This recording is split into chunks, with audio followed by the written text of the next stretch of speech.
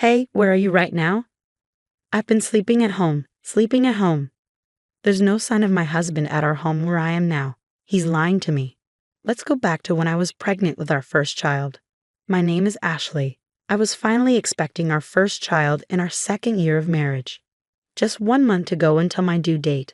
I'm 9 months pregnant. While I'm excited about the birth, I can easily imagine the confusion of going through childbirth and child rearing for the first time. I had planned to go back to my parents' house this weekend to have them help me out for a while. I mentioned the idea of going back home to my husband during the stable period of my pregnancy, but I thought he had probably forgotten, so I brought it up again today. While I was relaxing and watching TV, my husband casually mentioned, "Heading back to your parents? Oh yeah, you mentioned that. If you're going, just go. I can handle things here just fine without you." I was shocked by his dismissive tone, but I didn't want to argue, so I decided not to argue back. "Well, I'll be going back this weekend. Our baby is due next month, and I plan to stay there for a month or two after giving birth. So I'll probably be back in about 3 months. Please make sure the baby's room is clean and ready." Okay. I would have done it anyway. "Oh, and I can't see you off this weekend because I have to work." "Oh, all right." I had hoped he would at least come with me to the station, but that hope faded fast. I knew he was always busy with work, even on weekends. But I wish he would think about how hard it will be for me, heavily pregnant and with lots of luggage, to manage on the train. I understand he's busy, but I do feel lonely sometimes. I don't want our soon-to-be-born baby to feel lonely either. Plus, I'm worried about whether we can raise our child together like this. When did he become so distant? With these mixed feelings, I started packing. Since I still had time before going to my parents' house, I decided to send most of my luggage through a delivery service. I had already cleaned the house from top to bottom when I started my maternity leave early. They say pregnant women have a nesting instinct. I had set up a crib and prepared a space for the baby, excited to start our new life as a family of 3. When I returned after 2.5 months, I found that my husband was being really messy despite my efforts to clean up before leaving. Maybe I cleaned too early, but still he seemed to have forgotten how to live in a tidy home. He'd leave half-empty drink bottles lying around and ignore the cardboard boxes from his online shopping. I realized that I'd never seen him cook or clean since we got married. Even though I kept trying to tidy up, things only got messier, and I started worrying about the state of the house while I was away. But with the baby coming soon, I had to focus on preparing for childbirth. The weekend came quickly, and I went to my parents' home. Meanwhile, my husband didn't even see me off to work. While I relaxed at my parents' place, I stayed in touch with him through emails every day and called him about every 3 days. But gradually, he started ignoring my calls more often. When I managed to get through to him, I noticed he'd been avoiding my calls lately. I asked, "You've been hard to reach lately, are you busy?" But his answers were vague, like sort of or not really. Then I asked him nervously, "You're not cheating on me, are you?" I've heard some men do that when their wives are pregnant.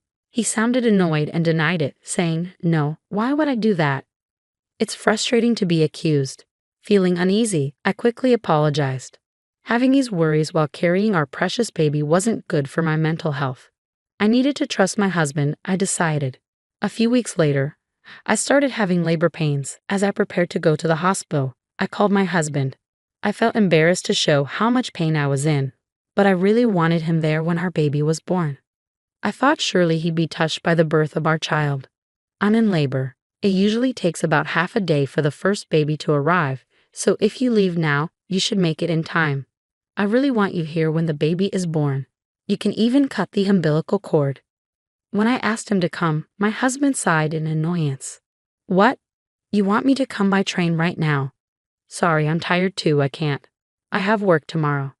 I was shocked. "Are you still talking about work at a time like this? Our baby is being born. Isn't our child more important than work?" He snapped back, "Stop it. My job can't be replaced. This is a once-in-a-lifetime moment, I know. But my work is crucial. If I don't do it, it won't get done. Can't you understand? I have to go. I'm busy." And he hung up. I tried to convince him, but he wouldn't listen. As I sobbed through the pain of labor, I wondered why he was so indifferent to our child's birth. From the moment I found out I was pregnant, my child became my priority. But as a father, he seemed so distant. So I faced childbirth alone. The pain lasted a whole day, and the next day, a beautiful baby boy was born. The baby was so tiny, adorable, and dearly loved. After leaving the hospital, my parents doted on him, teaching me all sorts of things about taking care of him. Within a month, I had gotten pretty good at giving him baths. My parents worried about me, though. "Are you sure you're okay with your husband? We can't help but worry about you when we leave." But not wanting to trouble them, I reassured them, saying, "I think I'll manage somehow. My health is improving faster than I thought. I might go back home next week," I told them. "Really, don't overdo it. Let us know if anything happens," they replied.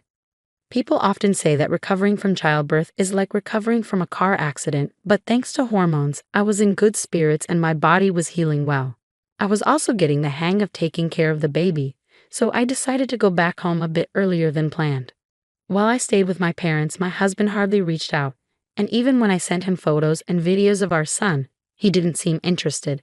I figured maybe the feeling of being a parent really kicks in when you're actively involved in raising the baby, and perhaps he wouldn't feel like a father until he spent time with our son. That's what I hoped, at least. It kept me going. I decided to surprise my husband by having my parents drop me off at home. I didn't tell him I was coming, but he should have been home since it was his day off. I wondered how he'd react when he saw our baby for the first time. Would our baby like our home? After a few hours' drive, we got home. I held our son while my parents brought in our luggage, and I unlocked the door. But when we walked in, the house was dark and silent. "We're back a bit earlier than expected, but we're home now." "Huh, no one's here. What's that smell?" As we stepped into the living room, a terrible odor hit us. When we turned on the light, we couldn't believe what we saw. The room was a mess, like a garbage dump. Dirty dishes and half-eaten food cluttered the sink. Clothes and trash were strewn all over. And there was even moldy juice sitting out, stinking up the place. The table was covered in stains and grime. The bathroom was also filthy, with black mold in the shower and sink, and the toilet was dirty and smelly. And worst of all, the crib we had prepared for our son was filled with unused cardboard boxes and trash bags. I had asked them to keep the house clean for our baby, but this was the opposite, and I was shocked. There's no way we can live in such a dirty house, and I'm especially upset about the crib being ruined. Seriously, what's going on here? There was no way we could raise a baby in a place like this. My parents were furious and searched for my husband, checking every room, but he was nowhere to be found. Where could he be on his day off? Was he working another weekend shift? But we couldn't even confirm if he had been working those shifts before. He wasn't paid extra for weekend work, and his company followed the regular work schedule. I had been suspicious of his disappearing acts on weekends. "Let's try calling him," I suggested. Unable to bear being in the messy room any longer, I ushered my confused parents outside and dialed my husband's number. But he didn't pick up. Finally, after the third attempt, he answered. "Hey, where are you?" I asked. "I'm at home," he replied. "Why?" "Just at home," he repeated. We had searched the entire house, but there was no sign of my husband. Could he possibly be buried under all this trash? But we couldn't sense anyone there, and his voice didn't sound like he had just woken up. Then I heard a woman's voice on the phone. I couldn't make out what she was saying, but it was definitely a woman's voice. That's when it hit me. He's cheating on me. I can't believe he'd do this while neglecting our child. The house was a disaster while we were away, and he was cheating on me. I was furious. A father like him isn't needed for our son. I'm done with a husband like this. If he prefers that other woman, then he can have her. How can you live in such a filthy and foul-smelling house? Oh, I understand. Maybe a burglar broke in. I need to call the police. What? But you're at your parents' house, right? What are you saying? Suddenly, my anger boiled over at my husband's evasiveness, and I raised my voice. You're the one lying about being at home, aren't you? Stop pretending. It's completely unacceptable to let the crib turn into a mess. I'm not returning to this house. We're getting a divorce. I ended the call abruptly and quickly reported to the police about the supposed burglary, intending to confront my husband. I instructed my parents and son to head back to my parents' house and waited for my husband in front of our home. The police arrived before my husband did. I welcomed them into the house as if they were guests, and soon after, I spotted my husband approaching, accompanied by another woman. As my husband came closer, his expression seemed to say, "This is bad." I confronted him, saying, "Hey, you weren't supposed to be back until next month." "But who is she?" The woman next to him glared at me, her arms crossed. "And who are you, for that matter?" she retorted. Despite encountering his mistress, I strangely felt calm. I decided to question the woman. It turned out my husband had been meeting her without revealing he was married. I was so disgusted with him that I didn't know how to react anymore. "Hey, at least let me explain," my husband pleaded, trying to grab my shoulder, but I slapped his hand away, not wanting him to touch me. "Don't touch me. It's disgusting. The police are checking the room right now. I hope you're embarrassed having them see the mess you've made. I'm leaving now. You can explain to the police. Goodbye." Leaving them stunned, I went back to my parents' house, ignoring the numerous calls from my husband.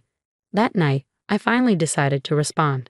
It seemed he had explained the situation to the police, and he returned home looking troubled. It must have been embarrassing for him to see the police struggling in the messy room, but he brought it upon himself. After being rejected by the woman he had been deceiving, all that was left for him was shame and a wrecked house. "Please, I'm sorry.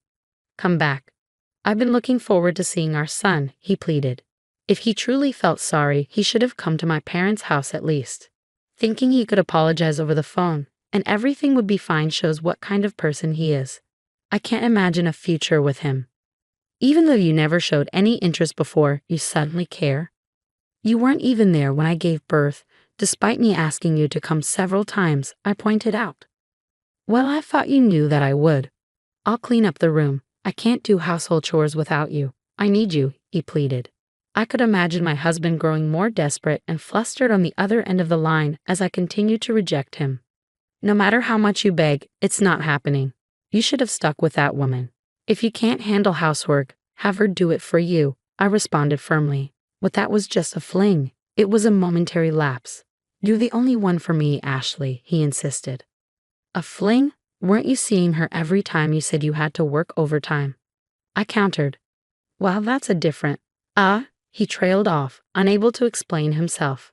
I pressed my husband, who was mumbling incoherently, and he confessed that he had been cheating on me with multiple women from his high school that he had reconnected with at a friend's wedding party. He's a scumbag either way. There's no point in talking, I thought to myself as I listened to him desperately apologizing, his voice close to tears. "I can't believe it. You disgust me. Were you planning to touch our son with those hands?" "Unthinkable," I said, feeling a chill run down my spine.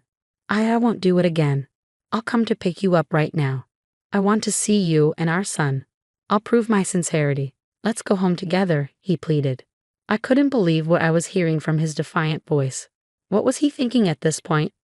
"I can't trust you. There's nothing more to talk about. I'll raise our son on my own," I declared firmly. "Ashley, please forgive," he began, but I hung up before I could hear the rest of his words. The sound of the call ending echoed emptily in my ear, and that marked the end of our short marital life. Half a year has passed since then, and I've decided to start working, relying on my parents for support. Once I've saved up enough money, I intend to leave my parents' house and start living on my own with my son.